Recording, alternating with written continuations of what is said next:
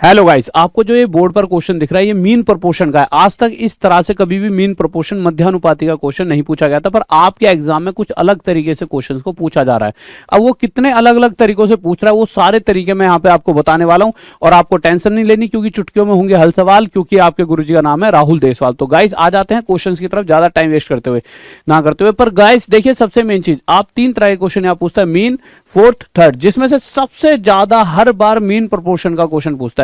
पर हम इन दोनों को भी थोड़ा बहुत देख लेते हैं अगर आ जाए तो। देखिए, फोर्थ प्रोपोर्शन कुछ नहीं होता, जब भी किसी कुछ नंबर दे दिए जाए और कहा कि ये मेरे भाई इसका फोर्थ प्रोपोर्शन बताओ, तो सिंपल सी बात है, पहले दो नंबर और तीसरा और चौथे की वो बात कर रहा है।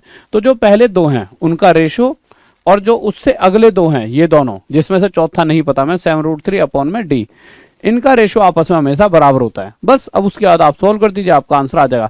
7 से इसे 2 पे काट दीजिए, 2 से इसे 2 पे काट दीजिए, √3 × √3, 3 × 2 6। तो फोर्थ प्रोपोर्शन 6 आ गया, कोई टफ नहीं था और इससे आसान ही वो आपको देगा। अगर आगे चलते हैं थर्ड प्रोपोर्शन की, तो थर्ड और मीन प्रोपोर्शन के अंदर हमेशा दो वैल्यू देता है। थर्ड प्रोपोर्शन के अंदर क्या करते हैं हम, जो भी ये दूसरे वाली वैल्यू होती है, जैसे हमें थर्ड प्रोपोर्शन चाहिए तो दूसरे वाली वैल्यू का स्क्वायर कर देंगे, बटे में ये पहले वाली वैल्यू रख देंगे और यही हमारा आंसर हो जाता है। तो ये हो जाएगा मेरे भाई 17 × 17 × 3, क्योंकि √3 का स्क्वायर 3 हो जाता है, या इसे 289 डायरेक्टली लिख दो आप। 17 का स्क्वायर 289 × 3 बटे में 3, 3 से 3 कट गया, 289 डायरेक्ट आंसर आ गया। पर सबसे जरूरी होता है मीन प्रोपोर्शन, जिसके अलग अलग तरीके से वो क्वेश्चंस को देखिए इस तरह से पूछ रहा है। पर हम इस तरह से पूछने से पहले कुछ बेसिक क्वेश्चंस इसके देख लेते हैं जो वो अक्सर पूछ रहा होता है। जैसा जब भी वो मीन प्रोपोर्शन कहता है, मध्य अनुपात निकालने को कहेगा, तो हमेशा दो नंबर देगा। जैसे मेरे सामने अगर वो दो नंबर 9 और 4 होते तो मैं कैसे इसका मीन प्रोपोर्शन निकालता।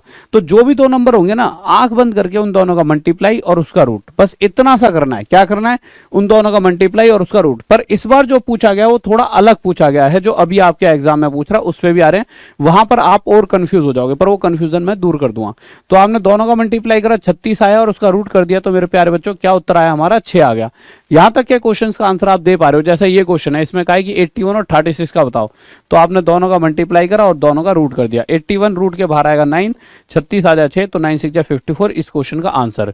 इसके अलावा अगर मैं इस क्वेश्चन की बात करूं, तो इस क्वेश्चन से पहले एक ये वाला क्वेश्चन अगर आप देख लीजिए, ठीक है।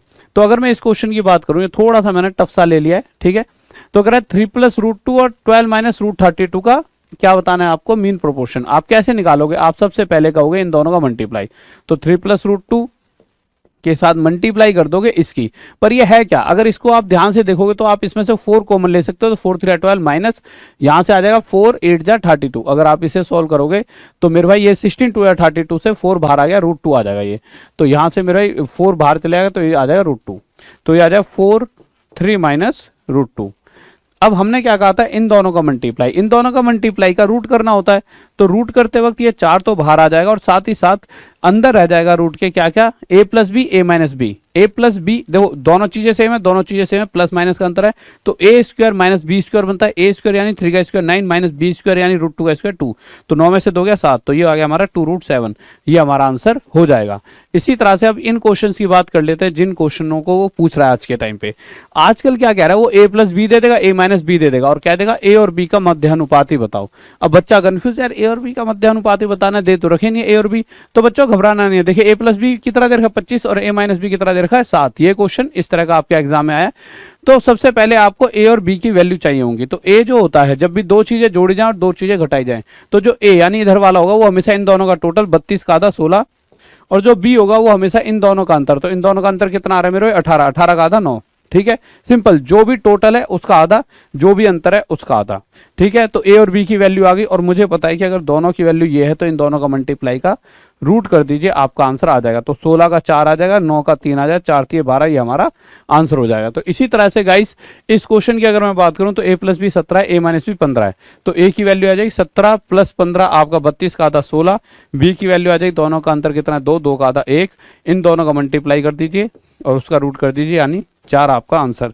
इसी तरह से गाइस ये वाला क्वेश्चन मैं आपके लिए होमवर्क में लेके आया हूं, अभी कमेंट बॉक्स में सभी बच्चे बताएंगे और अपने दोस्तों को भी बताया करो कि भैया ये क्वेश्चन आ रहे हैं और इस तरह से अलग अलग तरीके से पूछा, तो अपने दोस्तों से भी इन क्वेश्चंस को पूछ लो कि क्या उन्हें पता था ये सारी चीजें किस तरह से भी हो सकती हैं। तो गाइस, और जो इसका आंसर देगा उसका सुबह जो 11 बजे क्लास होती है उसके अंदर उसका नाम लगाऊंगा कमेंट बॉक्स में, तो आंसर जरूर देना कमेंट बॉक्स में इस क्वेश्चन का। और साथ ही मेरे प्यारे बच्चों, इस संडे रविवार रात 9 बजे आपके लिए आयु यानी एज की महा मैराथन लेकर आ रहा हूं। आपका बहुत लंबे समय से इंतजार था, वो इंतजार भी खत्म हो जाए, और अगर कोई बैच में जुड़ना चाहता है तो फिजिक्स वाली ऐप पर बैच चल रहा है सिर्फ 599 में, और इससे अच्छा आपको क्या मिल सकता है। तो गाइस अभी जाके इस इवेंट को नोटिफाई मी कर लीजिए, जल्दी से जाइए, टॉप तक पे ही बना हुआ है, जल्दी से नोटिफाई मी कर लो। और इस संडे रात 9 बजे मिलना ना भूले। राहुल देसाल मैथ्स PW के साथ। Bye, love you.